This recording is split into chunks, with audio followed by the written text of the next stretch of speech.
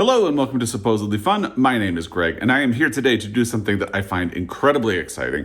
I'm going to talk about the New York Times Book Review's top 10 books of 2024. This is a list I look forward to all year long, and I can't wait to dive into it and talk to you.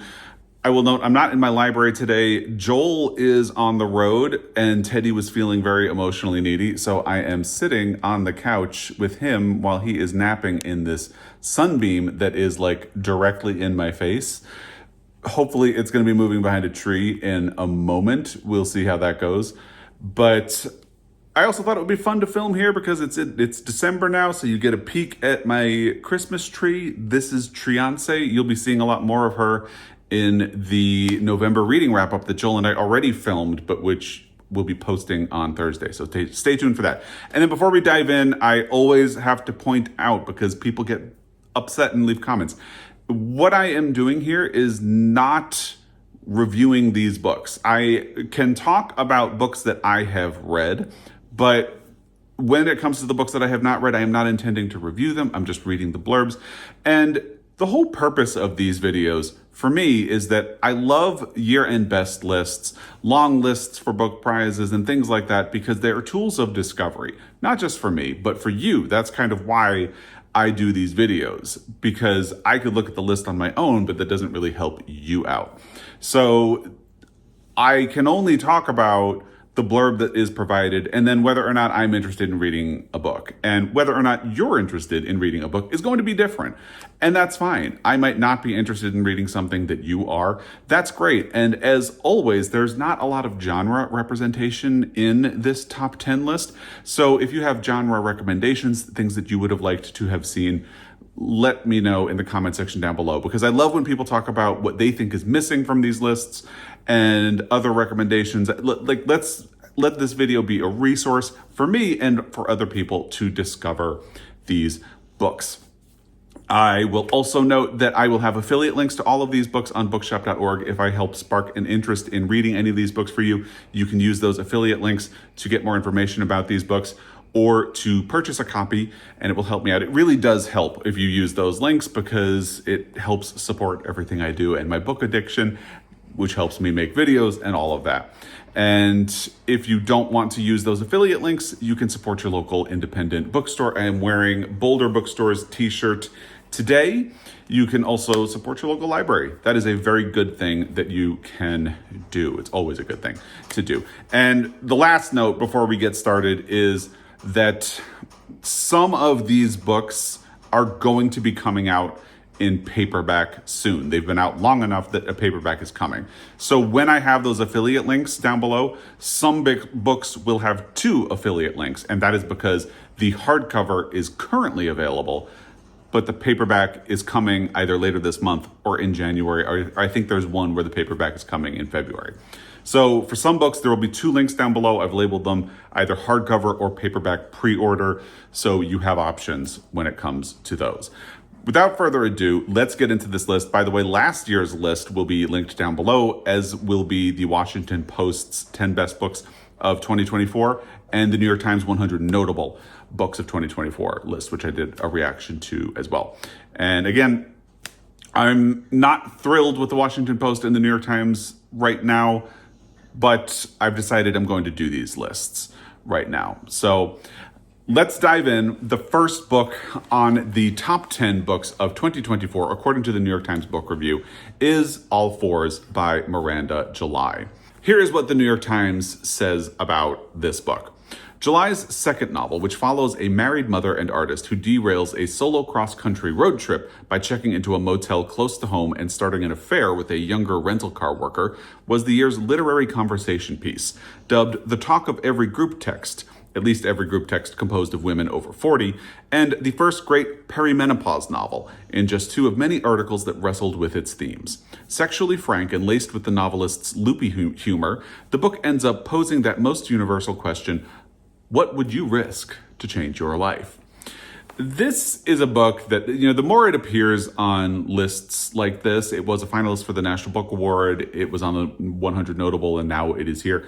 The more it appears on these lists, the more I start to feel like I should read it, because gosh, maybe this is going to be a Pulitzer contender when it comes to next year. And if you follow along, I am obsessed with Pulitzer contenders. So I may end up having to read this book. I'm not really thrilled about that. I know a lot of people have read this book and have enjoyed it. Clearly, the New York Times read it and enjoyed it as well.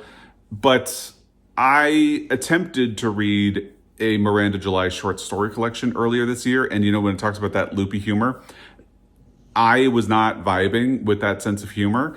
It felt like it was trying to be really cute and quirky and just trying to be funny in ways that I found a little bit irksome. So when she released this new book, All Fours, I felt pretty determined to sit this one out and let Miranda July fans have this. Now I am starting to feel like I might have to read this book just to be a completist about books that were released this year and Pulitzer contenders for next year. So we'll see. I feel like this is a situation where, because I DNF'd a book of hers in the past because I wasn't getting along with the type of writing that Miranda July does, I might wait. And if it ends up winning the Pulitzer Prize next year or being a finalist, then I might try. We'll see. Maybe I'll change my mind and I'll decide to read it now. But as it is, I feel like I might feel obligated to read All Fours at some point, but I'm still going to try to resist that. But, if you would like to try to change my mind, please let me know in the comment section down below. As I said, your opinion about whether or not you want to read these books might be different from me. And really, a lot of my opinion about All Fours and whether or not I want to read it is just based on that bad experience with the prior book of Miranda July's. So if you want to change my mind, let me know in the comment section down below. Then we have a book that I was surprised to see on the top 10, Good Material by Dolly Alderton. Now, in hindsight, I shouldn't really have been that surprised because I consistently hear very good things about this book, and I do want to read it. I have not gotten around to reading it yet.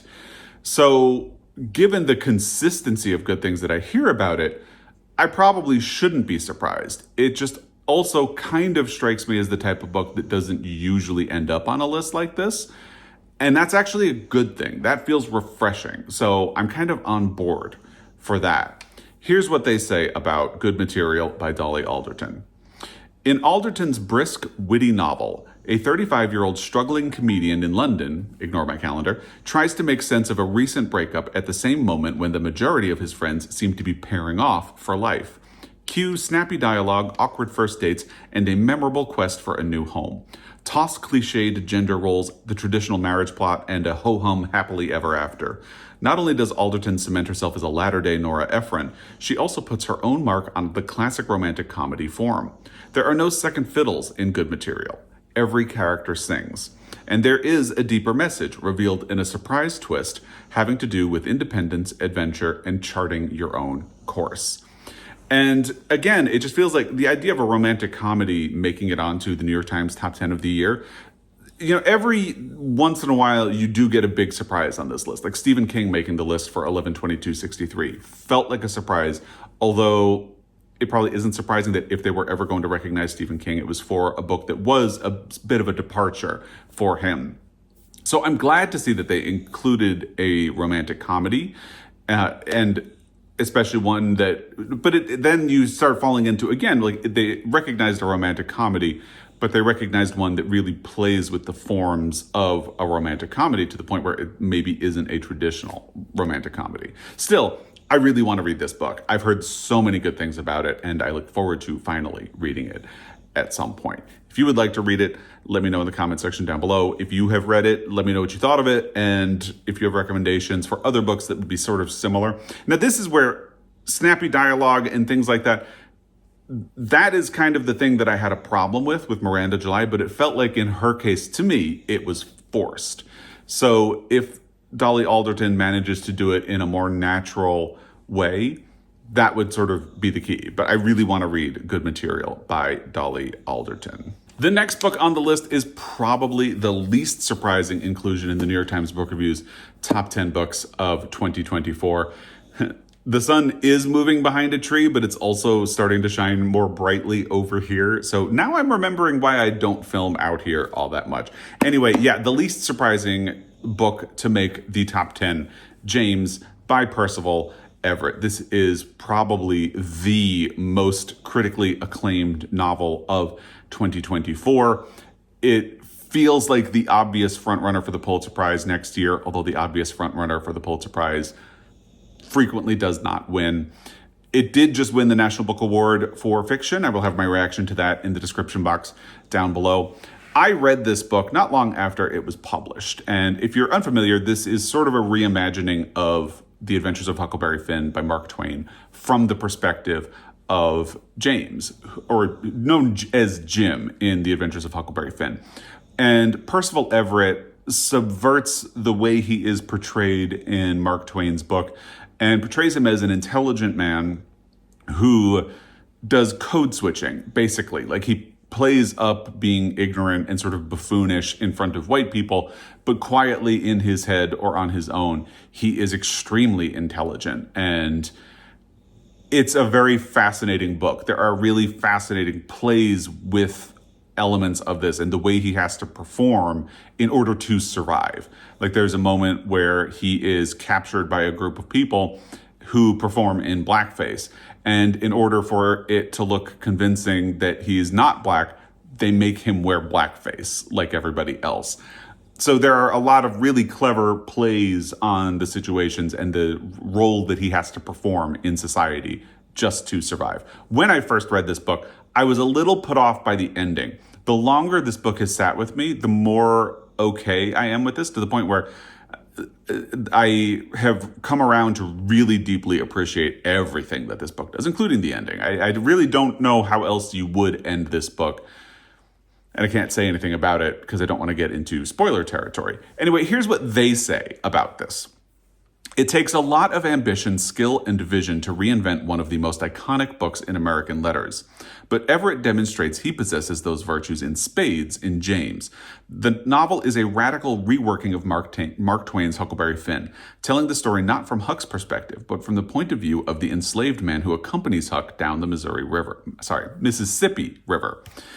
Jim, or as he clarifies, James. From James's eyes, we see he is no mere sidekick, but rather a thinker and a writer who is code switching as illiterate and fighting desperately for freedom. Everett's novel is a literary hat trick, a book that highlights the horrors in American history and complicates an American classic, all while also emerging as a work of exquisite originality in its own right. I think that is an excellent summation of everything that is good about James and why I think we're going to continue seeing more of this book in year-end best of lists and in book prizes in the future. Like I said, I think it would be criminal for the Pulitzer to overlook James just because it feels like the obvious choice. And I got a signed edition of this from Parnassus Books in Nashville because they were doing an event with Percival Everett when the book first launched. So I knew I wanted a signed copy of it. So I ordered it from them, and I'm very glad that I did because it is a fantastic book. I am going to try to pivot just a little bit on the couch so I can get just a touch out of the sun. Again, I'm remembering why I don't film out here anymore, in part. The library works a lot better. Anyway, the next book is not a surprise either. It's Martyr by Kaveh Akbar, another one of the most critically acclaimed books of this year. But this one is a bit more of a cilantro book than James appears to be. And when I say cilantro book, I mean love it or hate it. Some people love it, but to other people, it just kind of tastes like soap and they can't really swallow it. They don't like it. So Martyr is, from everything I've heard, because I haven't read it yet, a very creative book, a very ambitious book. And some people enjoy that. Some people don't. I've heard some complaints about the ending, but I've tried not to spoil the ending because this is a book that I am hoping to finish before the end of 2024 because I think it's going to continue to pop up in a lot of these conversations about best books, possibly a contender for the Pulitzer Prize. It was a finalist for the National Book Award. And I did think that because of its originality, Martyr might have an edge over James for the National Book Award. But then I also think that the fact that James ended up not winning the Booker Prize gave James an edge with the National Book Award. It's a whole thing. Again, my National Book Award video will be down below. Here is what the New York Times Book Review says about Martyr. Cyrus Shams, an Iranian-American aspiring poet and recovering drug addict, wallows in a post-college malaise in a fictional Midwestern town. He's working dead-end jobs and half-heartedly attending AA, while grieving his parents' deaths and increasingly fantasizing about his own. Cyrus is lost and sad, but this captivating first novel by an author who is himself a poet is anything but. As Akbar nudges Cyrus closer to uncovering a secret in his family's past, he turns his protagonist's quest for meaning, involving a road trip to New York and a revelatory encounter in the Brooklyn Museum, into an indelible affirmation of life, rife with inventive beauty, vivid characters, and surprising twists of plot. I have a friend who works at Knopf, which is the publisher of Martyr, so they actually sent me a copy of this book when it was first published, and it has a little zine that's created by the author with it. So not only can I not wait to read this book, hopefully before the end of the year, but I look forward to reading that as well, and that's just a fun thing about this copy of the book that I have. Not surprised to see this one here at all. And at the end of the video, we'll talk about some surprises. We have one more fiction book, and then we're going to pivot into the nonfiction books. I'm going to try to move again because the sun is just like following me across the couch. Oh well. It does feel like the New York Times Book Review has a tendency to reserve a spot on the best of list for at least one translated work of fiction, and that's what the next book on the list is. You Dreamed of Empires by Alvaro Enrique, translated by Natasha Wimmer. I'm not really familiar with this book. I have seen the cover, which is very striking, but I don't know what it's about. And I did look at the books on the list before I started filming so I could pull any that I have, because I was assuming that James was going to be on the list. But I didn't read any of the blurbs. So this is really going to be my first experience of what You Dreamed of Empires is. Here we go. History has long been Enrique's playground, and his latest novel takes readers to 16th century Tenochtitlan, or what is now Mexico City. Hernan Cortez and his men have arrived at Montezuma's palace for a diplomatic, if tense and comically imbalanced, meeting of cultures and empires. In this telling, it's Montezuma's people who have the upper hand, though the emperor himself is inconveniently prone to hallucinogenic reveries and domestic threats. The carnage here is devilishly brazen, the humor ample and bone dry. That sounds really interesting. Again, this is the first time hearing about it, so I feel like I would want to seek out other reviews to see if this is something that I would want to read, or even if it's something that I would want to prioritize. So if you have read You Dreamed of Empires, let me know what you thought of it in the comment section down below, because it sounds intriguing. I'm definitely having my interest sparked by the description of it there. But I have so many things that I would like to try to catch up to before the end of the year that I'm not sure I would prioritize this one. So if you've read this book, help me out and let me know what you thought of it, and we can kind of go from there. So that's the end of the fiction section. Real quick before we move on, I said I was going to talk about some surprises and things that aren't included at the end of the video.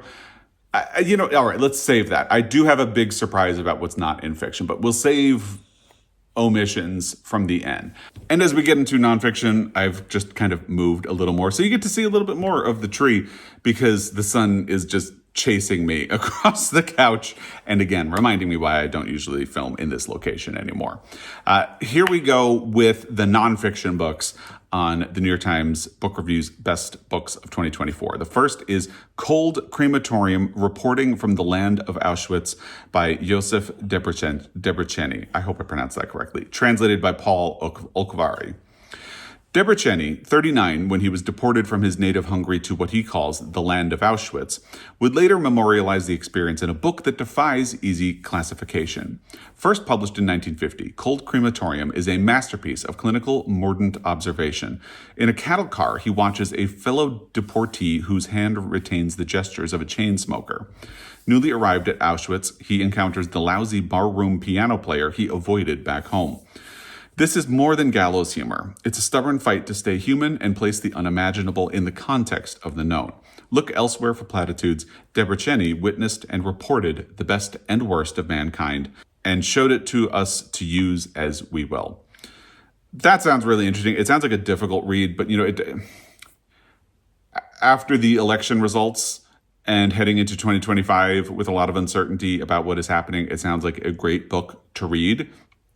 We could be experiencing the best and worst of humanity again. So I tend to read significantly more fiction than nonfiction. When I do nonfiction, it's usually on audio. So I don't know if this is something I would prioritize, but I think I'm going to look to see if there's a copy of the audiobook of Cold Crematorium available on any of my subscription apps or on Libby, because it sounds like something that would be, capital I important. And I have felt a lot of stress and anxiety all the way through 2024 with uncertainty about what the future holds. And I don't know that Cold Crematorium is something that would help with that. So if you've read it, give me some feedback down below, please. I would appreciate it. But it sounds like something that I kind of feel like I should read going into 2025 and experience that. I don't know if I will get around to it because, again, stress and anxiety and all of that. But it sounds like something that is beautiful and painful for a whole host of reasons on both sides. Let's move on to the next nonfiction book, which is Everyone Who Is Gone Is Here, The United States, Central America, and the Making of a Crisis by Jonathan Blitzer. I have heard of this book. It sounded really interesting the first time I heard of it. Here's what they say about it. Blitzer, a staff writer at The New Yorker, presents a timely analysis of the situation at America's southern border, placing the blame for today's screaming headlines, detainee camps, and unaccompanied minors firmly on post-Cold War U.S. policy. His kaleidoscopic narrative moves between the Central American insurgencies that flooded this country with refugees and the shifting and frequently incoherent policies that worsened the fallout. We meet morally pragmatic domestic politicians, a tireless activist who's moved from El Salvador to Chicago, Los Angeles teenagers ensnared in gang pipelines. None of it is simple. All of it has a terrible cost. Blitzer handles his vast topic with assurance and grace, never losing sight of the human element behind the global crisis. So I think this was on one of the mid-year check-in best of 2024 so far lists that I looked at, and I can't remember which. And I think my reasoning at the time was that this sounds like a fascinating book and like something that it would be good to read in the current political climate. However, election stress and anxiety made me really not want to engage with it. And, as with Cold Crematorium, that could be the case again in 2025. But I think I'm going to do the same thing. I'm going to see if there's an audio version of this book available on any of my subscription apps and kind of go from there and help me. I'm not going to prioritize it before the end of the year, but it does sound like a great book. It does sound like something that would be, the border was one of the major issues in the election. So it feels like having a deeper understanding of that would be a good thing. So if you've read this book, let me know what you thought of it down below. I don't think I will prioritize either Cold Crematorium or this before the end of 2024, but they are things that I feel like I might like to get to in the future. Now we have I Heard Her Call My Name, a Memoir of Transition by Lucy Sante. This one is something I had not heard of at all, and then it was on the Washington Post's 10 Best Books of the Year. It was in the New York Times 100 Notable, both, again, which will be linked down below. And it is something that I would really like to read. Like, if I were to prioritize a nonfiction book before the end of the year, this is the one that I would prioritize the most. Here's what they say about it. When the veteran literary and cultural critic came out as transgender in 2021 at the age of 66, she described in an email to her loved ones the devastating realization that her parallel life, the one presented to her by a gender-swapping app that showed her how she would have looked as a girl and then a woman at various junctures in her life, had passed her by. 50 years were underwater, and I'd never get them back. As she reflects on her upbringing as the only child of isolated immigrants, her early adulthood in 1970s New York, and her career of seeking truths through writing while hiding an important truth about herself, Sante fearlessly documents a transformation both internal and external, one that is also a kind of homecoming. And there are many reasons that I am intrigued by this. First of all, anything that has an LGBTQIA+ angle immediately makes me kind of perk up my ears and say, go ahead, I'm listening. I would love to hear more. I feel like the transgender community, the whole LGBTQIA plus community is facing a difficult 4 years ahead, but particularly the transgender community. So I feel like this would be a good book to read, and I am hoping that I will do so soon. So I've already gotten a lot of really good feedback about it, but if you have read this book, I'd love to hear what you thought of it in the description box down below. Now we have one. And when I saw this on the New York Times 100 Notable, I just said nope and scrolled right past it. It's Reagan, His Life and Legend by Max Boot. I am fundamentally disinterested in reading anything about Ronald Reagan. I despise Ronald Reagan, and I know that's not a popular opinion among people, especially with conservative leanings, but especially as a member of the LGBTQIA plus community, not into Reagan at all. And to be fair, I don't know if this book is aiming to celebrate Reagan's legacy or if it's aiming to complicate his legacy. I don't care. I am just not into Ronald Reagan. And again, whether or not I want to read a book is going to be very different from whether or not you want to read a book. So you might be interested in this book, and that's fine. No matter what it is, I feel like I'm going to take a hard, like the hardest of passes on this book. But here's the description. I haven't looked at one, so let's give this a try. This elegant biography of the 40th president stands out for its deep authority and nimble style. Boot, a historian and foreign policy analyst, grew up idolizing Ronald Reagan, but after a decade of interviews and research, he finds himself asking whether his one-time hero paved the way for Donald Trump. He did. The man whose ascent to power led Boot to abandon the right. The book is a landmark work that shows how Reagan emerged from his New Deal roots to become a practiced red-baiter and racist dog whistler before settling into the role of the optimistic all-American elder statesman. It is no exaggeration, Boot writes, to say that you cannot fully comprehend what happened to America in the 20th century without first understanding what happened to Ronald Reagan.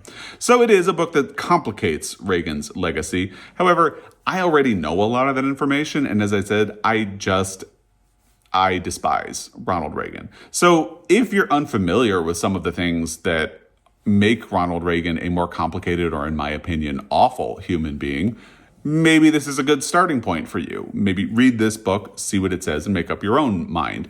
As I said, if you're interested in this book, if you're a fan of Ronald Reagan, that's fine. I am not, and I have no interest in reading a book about him. So that's just me. It's not closed-minded. I already have a lot of information about Ronald Reagan, and I don't feel like I need any more. So I have gotten all the information I need at this point. And then I think we have the final book on this list. Yes, it is the final book on the New York Times Book Review's Top 10 Books of 2024, The Wide, Wide Sea. Imperial Ambition, First Contact, and the Fateful Final Voyage of Captain James Cook by Hampton Sides. I have heard good things about this book. I think it's just that I tend to read fiction so much more than nonfiction that is the thing that has made me sort of stay away from this book. And Hampton Sides is like a noted historian and best-selling author. He has a bit of a stereotype as being like your dad's favorite author or like your grandpa's favorite author because it sort of leans in that direction. But I would be curious to read one of his books at some point. This one might be a good access point for me. Here's the description of it. In this masterly history, Sides tracks the 18th century English naval officer James Cook's third and final voyage across the globe, painting a vivid and propulsive portrait that blends generations of scholarship with the first-hand accounts of European seafarers, as well as the oral traditions of indigenous Pacific Islanders. The story begins in Britain as the last embers of the Enlightenment are going out, a time when curiosity and empathy gave way to imperial ambition and moral zeal. Between tales of an adventure on the open ocean, complex depictions of Polynesian culture, and colorful scenes of subarctic frost littered with animal life, Sides expertly probes the causes of Cook's growing anger and violence as the journey wears on and the explorer reckons with the fallout of what he and others had wrought in expanding the map of Europe's power. Yes, that sounds fascinating. And I think if I were going to read a Hampton Sides book, this is probably the one. So they did really well with the nonfiction side other than the Reagan book. And again, that's just because I have seen interviews, watched documentaries, listened to podcasts. I have gotten a lot of information about Ronald Reagan at this point. I just don't want it anymore. But everything else on the nonfiction list really sounds fascinating. So they did a good job. I might look to see where some of these might be available for me on audio, because I tend to do nonfiction books on audio best. And I think the Lucy Sante book is the only one that I might prioritize before the end of 2024. We'll see how that goes. But I would definitely read the others, again, barring that Reagan book. Let's talk about some omissions to this list. There are two huge ones to me. One on the fiction side, one on the nonfiction side. On the fiction side, I am extremely surprised not to see Headshot by Rita Bullwinkle. I've been saying since June that it feels like Headshot is a lock for the New York Times Book Review's 10 best books of the year, because they have been so effusive about that book throughout the year. They did a book club episode of their podcast about it, and they have just been huge fans of it. So I feel shocked that it's not here. And I know that is definitely a cilantro book. It's, again, cilantro meaning you love it or you hate it. And it's my own way of saying a Marmite book. And I read it and I thought it was just okay. I liked it, but I don't think it's going to stay with me. Like, it's not going to sit with me the way James did, for sure.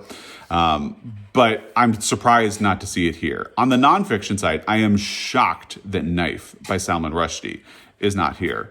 And it wasn't on the Washington Post's 10 best either. So I'm very surprised that such a critically acclaimed book seems to be slipping off the radar. And maybe people are thinking, well, enough people know about that book. We don't really have to shine a light on it anymore. But, you know, at the end of the day, you could say the same thing about James, and it's on the list. So I'm very surprised by that. And then when it comes to other books from this year, Colored Television by Danzy Senna had been on the Washington Post list, and it was in the New York Times 100 Notable. A little surprised not to see that. My Friends by Hisham Matar didn't make it. Playground by Richard Powers. And I think I will leave it at that in terms of things that I'm a little surprised not to see on this list. I know that genre books usually have a hard time. Like, I think I would put Just for the Summer by Abby Jimenez, but that's me. And if you have science fiction recommendations for things that you think should have been on this list, or mystery recommendations, those are genres I tend not to read as much of. So let me know what you think should have made the top 10 in the comment section down below. And another year down, the Washington Post did do a list of the 50 notable books of the year, sort of aping the New York Times 100 Notable. So I'm still hoping to do a video about that. Stay tuned for that. Thursday, you will have my November reading wrap up with Joel in front of Triance. So let me know what you think of this list. Again, what you think is missing or what you are glad to see on the list. And let's get a conversation going so we can create a list of great books for not just me, but for anybody watching this video. And I will call attention before we go on Triance. We have Greyfriars Bobby, which we got from our trip to Ireland and Scotland. Right here, that was one of my favorite things that we got to visit when we were over there. And of course, I had to get an ornament to commemorate it. And with that, I will leave you be. As always, I really appreciate your time, and I will be back. Until next time, happy reading.